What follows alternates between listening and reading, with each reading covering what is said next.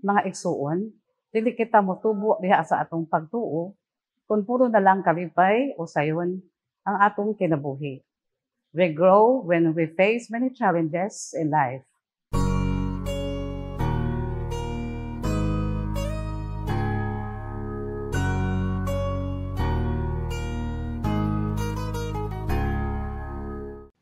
Atong daygon ang Dios sa kanunay nga mao ang naghatag kanato sa atong kinabuhi ug naghatag kanato og oportunidad diha sa pag-alagad kaniya ug diha sa atong isikatawo. Maayong adlaw kaniyong tanan, ako si Reverend Mother Maria Luella Grace L. Buscato DSD. Aniya nausab kita sa atong inadlaw nga palandong, ang pamalandong sa pulong sa Dios. Mga igsuon, in our life's daily journey o pagkinabuhi nining kalibutana, gidasig gayud kita sa pagsunod sa dalan nga giagian ni Kristo nga mao ang the way of the cross. Isip usa ka Kristiyano, kita gidasig ni Jesus dili lamang nga mosunod kita kaniya, kung dili kita gidasig usab sa pagpas-an sa atong cross. Ilabi na gayud ang pagkakalimot sa atong kaugalingon.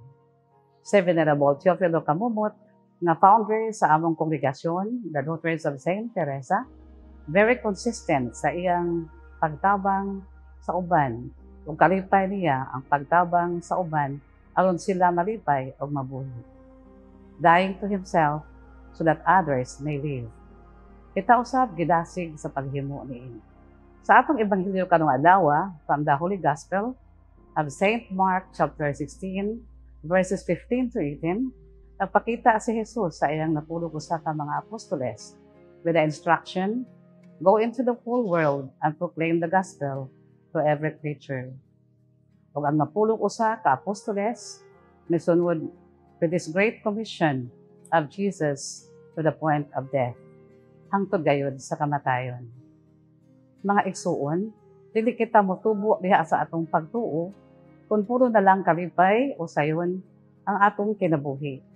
We grow when we face many challenges in life. Diha sa pagsangyaw nato sa mga pulong sa Dios, gidasig kita sa pagpabiling lig-on diha sa pagtuo. Bisan pa man kung kita wala gidawat sa mga tao na atong gisangyawan. Magpadayon kita sa pagsangyaw sa maayong balita sa atong mga kaigsuonan, bisan pa man sa mga pagsulay sa kinabuhi. Tungod kay natural lamang kini nga adunay mga masilag mubiyay-biyay ug mutamay kanato. Makabilin kita lamang nga lig-on diha sa atong pagtuo. Tungod kay si Jesus mismo nakasinati usab niini sa dinhi pa siya sa kalibutan. Ug busa andam siya kanunay sa pagtabang kanato kung musangpit lamang kita kaniya. Diha sa atong pagsunod ni Kristo, ato usab ma-experience ang mga pagpanglutos o persecution, rejection, and challenges. Apan dili kita angay mabalakan ini tungod kay ang saad ni Kristo kanato, I will be with you till the end of the world. Mao nga gidasig kita sa pagpadayon sa misyon nga gihatag kanato sa Dios. Ilabi na ang pagpaila sa atong Ginoo ngadto sa uban, pinaagi sa atong mga maayong mga buhat. Ilabi na gayud ang kaluoy o gugma. Si Saint John of the Cross niingon, don't seek Jesus without the cross, because embracing the cross is difficult, but it is also rewarding tungod kay diha sa pagpas-an sa atong cross. Mahimo kitang sumusunod ni Kristo, and the cross is our way to heaven. Andam ka ba nga mahimong disipulo ni Kristo? Ug andam ka ba mapas-an sa imong cross alang kaniya?